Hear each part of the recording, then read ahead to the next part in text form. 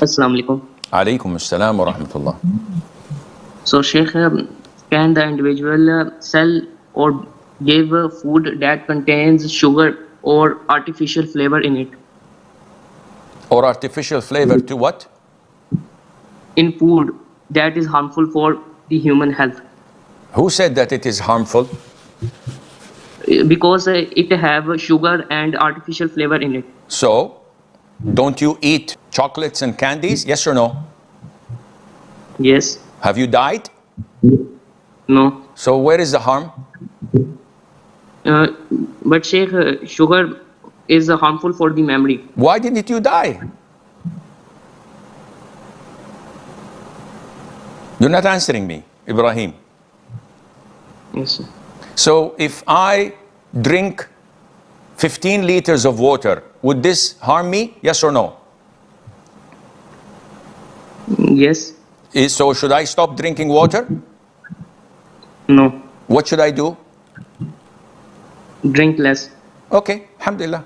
This answers your question. Excuse me, sir. So me and my friend like to challenge each other. Like I have to refrain from eating ice cream until I got a good score, or I will treat him to a drink if he gets a perfect score. Otherwise, I will not treat him to anything. Is this halal? So is this gambling? Meaning, if I score a better score than yours, you buy me an ice cream. And if you score a better score than mine, I'll buy you an ice cream. Is this the way you're talking about? Muhammad? No. No, it's not comparison. It's just like if you get 90, I will treat you, or I will not treat you at all. Yeah, this is a gift. This is, in Arabic, it's known in the books of fiqh as ju'ala. So you're setting a gift or a trophy or an incentive. If you manage to do this, I'll give you this and that. And if you don't, then you get nothing. If this is the case, yes, this is permissible because this is considered to be a gift and you will be rewarded. It's permissible. What is haram is when either you lose everything or you gain everything. It's a bet. We'll play a table tennis game. And if I win, you buy me dinner. If you win, I'll buy you dinner. So either I'm going to get a free dinner or I'm going to pay for the dinner. That is prohibited and haram, and Allah knows. Sheikh, I have urine inconsistency. I have already checked it. So I wait 2 hours to stop it, but it also stops. After 2 hours, I go and clean myself and pray that prayer. My question is if there is little time for praying about a particular prayer like Zuhur, Asr, like 5 to 10 minutes, and I can go and clean, but if I go and clean, I have fear that I might miss the prayer. Why didn't you pray it at the beginning of the time? Because I'm waiting to clean up.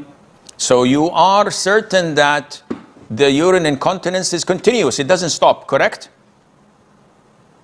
It stops after 2 hours, but sometime after 2 hours, I get again urgency of urination. So I go and I urinate again. If you have a medical condition and it's proven that you have urine incontinence and you are certain that it will stop before the end of the time of the prayer, you need to wait until you're pure and clean. And once you're pure and clean and it stops, you wash yourself, change your soiled clothes and pray. If it happens and continued still, and there is only 5 or 10 minutes for the prayer to elapse, the time to elapse, in this case, make wudu, clean yourself and pray as you are, even if you're dripping.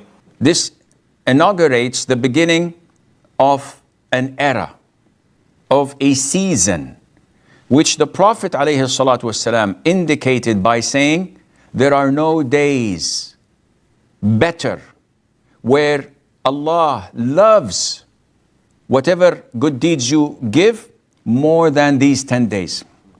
ما من أيام العمل الصالح فيها أحب. No days that good deeds are more beloved to Allah than these 10 days. The companion said, even jihad, we know that jihad is the best. The Prophet said, even jihad. Except a man who goes out in the cause of Allah Azza wa Jal with his soul and wealth and does not come back with either one. So these days, the coming 9 days, including the day of Eid, of course, but it's exempted from fasting. These 10 days are the best days of the whole dunya, of the whole world. Even better than Ramadan, according to the majority of people. When Allah says, وَالْفَجْرِ وَلَيَالٍ عَشْرٍ, Abdullah bin Mas'ud and Abdullah bin Zubair, may Allah be pleased with them all, say that these layal al-ashr are the 10 days of Dhul Hijjah. Allah swears by them in the Quran. And the Prophet said himself, alayhi أفضل أيام الدنيا, the best days of this world are the 10 days of Dhul Hijjah. Therefore, it is a call for me and you to do far greater than what we used to do in the last 10 nights of Ramadan. In Ramadan, especially in the last 10 nights, everybody around you is fasting through the day, worshipping Allah through the night, offering taraweeh, tahajjud, reciting the Quran, anticipating Laylat al-Qadr, the night of decree. So worshipping Allah is easy because everybody else is doing it. These 10 days of Dhul Hijjah are quite difficult because ignorance is widely spread. Negligence among the Muslims is very high. Therefore, it's rare to find someone fasting in these days. It's rare to find someone going out of his way to finish the Quran twice or maybe 3 times in these blessed days and nights. You won't find people going out of their way trying to connect their kinship, which was severed, due to any simple or silly reason. You would not find people paying for orphanages or widows or poor people. There are thousands of people who need medication for their diabetes, heart problems, dialysis, and they can't afford it. There are thousands of people who can't pay off their rents and they are threatened to be vacated. There are people who don't have power because they could not pay the electricity bill. This is your season. And the Prophet told us, ﷺ, that there are no days, righteous deeds are more beloved to Allah than these days. So if you want to do something Allah loves, this is your chance. But if you want to be negligent like everybody else, if you don't want to make up for your shortcomings during the last 10 nights of Ramadan, if you want to be like everybody else, the thousands and the millions and the billions of humans living on earth, if you want to be like them, then these words will not penetrate your heart.